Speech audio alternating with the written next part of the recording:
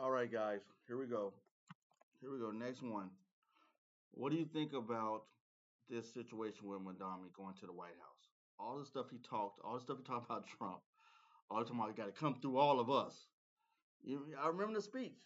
Got to come through all of us. He was like so against Trump, and now he's at the White House. Come on, guys, explain that. Explain that. Now he's at the White House. What's going on, Madami? I don't understand you, man. You confuse me. It's like your rap career is confusing. I don't know. I don't know what to say. I don't know how to understand this situation. I'm just reacting to this, man. Let's find out what they got to say. And also, what's up with these senators and Congress members talking about legal, do not follow legal order? I'm like, what's going on? What's all that about? I caught that in the news yesterday. I said, man, man, this is crazy. What's going on? Where did it get off the ground to talk about following orders? Stay in your lane. You're the legislature. Stay in the legislature. Look at laws. Look at policies. You know what I mean? Get away from it. Stay out of the military. Leave the military alone. Military ain't got nothing to do with you.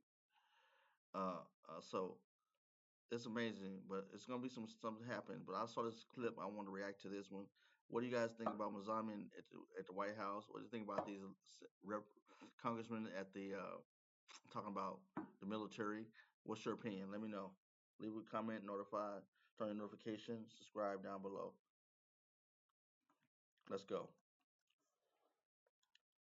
Patrick Bet David is the founder of Valuetainment. All right, so the Mondani Trump meeting. How do you think that went down? First of all, it's great to be on with you. I thought it went great. I thought Mamdani is standing next to a pro, sizing him up, thinking to himself, what is wrong with this guy? He allowed me to diss him in front of everybody. He's so comfortable with it. He's probably sitting there saying, what is he trying to get out of this? And by the way, imagine how the conversation went behind closed doors. What do you think the president told him? I don't know. I'm just speculating. Maybe saying, listen, we'd love to make this work with you. If you want to get these things done, we'll help you. If you want to play these games, go do your thing. But don't forget, you're going to need us. Obviously, the president went knowing what he's doing. The last time a Mamdani type of person came in and he lost, Clinton asked him to step out. That was Bernie Sanders. And a moment Bernie Sanders lost, Hillary came in. Trump got on TV and he said, look what they did to your candidate. Do you like what they did to the candidate? Establishment came and took away. You wanted Bernie Sanders as your candidate. You wanted this person to be your, person to run as president. But Hillary said, no, step aside. You're not good enough to run for president. It's me. I am the person that's going to be president. And then those people flock to him, the Bernie Sanders vote. It's a very weird thing that he has both sides. So I think the Mamdani voters, the Bernie Sanders voters, the AOC voters are watching how he's being gentle with Mamdani now that he's in. And if good things end up happening, they may be looking back saying, look, I hate to say this, but I kind of like President Trump. I think he's going to end up winning at the end of the day here. Yeah, right. It's like a soft recruitment, just in case you want to keep all options on the table. The seditious six, they're calling them, PBD, it's not going well. They can't answer a straightforward question by the media. And the media is skeptical of these people. And now a senator could be under investigation by the military justice system. Do you think they realized what they were getting themselves into? No. I think normally they think they can get away with comments like this until they face a guy named President Donald Trump who sued and won money against George Stephanopoulos, YouTube, Twitter. How many other companies you want me to talk about that? He won so many different lawsuits about to go after BBC. They don't realize they're going after somebody that's probably going to hold them accountable. And Mark Kelly, obviously, thank you for his service. He wrote a long tweet today. It's very obvious he's writing the tweet in response to say, here's my resume. I'm sorry I said this. Don't come after me. I'm a very important patriot. I love America. And on the other side, Hexet is like, you already crossed the line with the comments here. Just go read history with what happens with this. They crossed the line, and I highly doubt this administration is going to let this one go. So how This is what I was trying to talk to you guys about. This is my opinion. React to this. I don't think.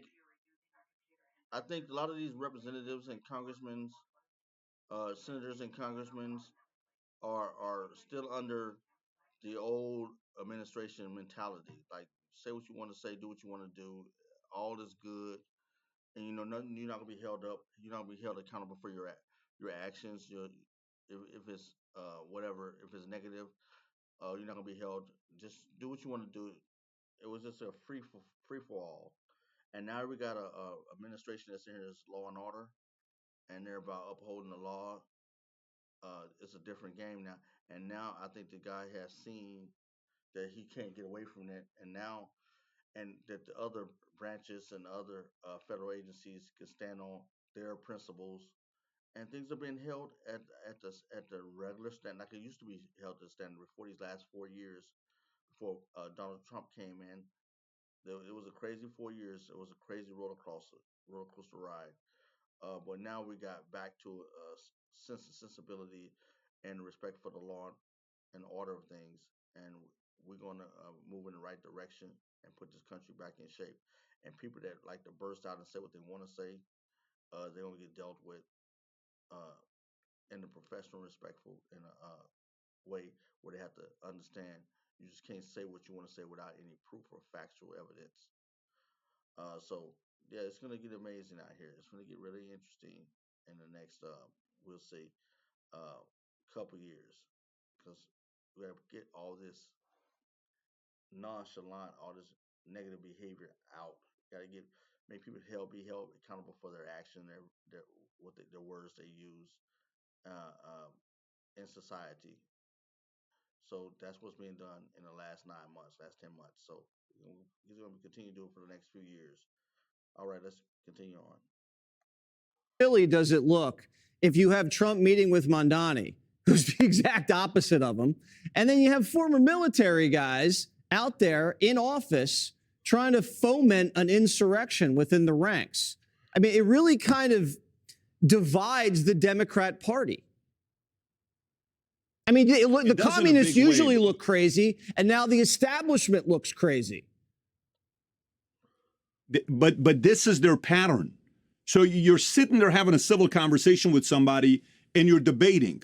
The moment you win the debate, the name calling comes.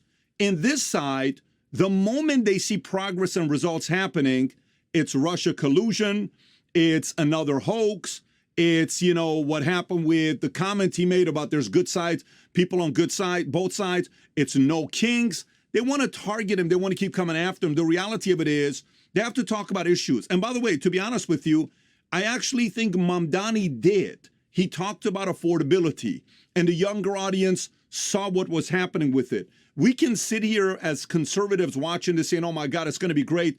2026, 2028, I'm looking at some of the numbers. It looks like Thanksgiving is going to be slightly cheaper than last year, which is great. Even the price of turkey is slightly lower than it was last year. These are good things to see.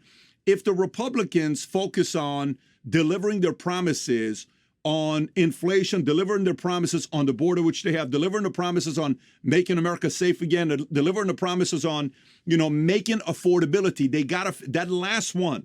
I have a feeling if President Trump and his team finalizes a way to get the affordability part done, I mean, I feel bad for the other side. They're going to have to come up with the next gimmick. No kinks. I don't know what they're going to be doing. If they pull that off, and there's a victory where a Rubio or a JD is involved in that affordability, then you have your replacement that's going to be the president in 2028. But this has to be very methodical. I'm sure they're thinking about it. I'm just a person giving my opinions. Because I'm sure they're already doing this. You don't want to be JD Vance in 2.5 years saying things are not affordable. We need to do better, because Trump's not going to tolerate it. You thought Biden was tough on Kamala. Trump will not tolerate JD saying that there's like a lot of work to be done. No, he's a driver. President Trump is a boss. He's a driver. I relate to it. It's very hard to work for a person like that when you're not performing. Very easy to work for somebody like that when you're performing. But when you are performing, don't get too casual, because on any given day, he can wake up, hold an emergency conference call at 1 o'clock saying, guys, what the hell are we doing? That's right. All right, PBD, happy Thanksgiving. Good to see you as always. To you as well. Hey, Sean. Yeah, I think he hit it right on the head of the nail when you're talking about Trump. Trump is a driver. Trump is definitely a driver, and he's nothing to be played with when it comes to performance in the business world. He's a boss, and he moves like a boss. He acts like executive boss. He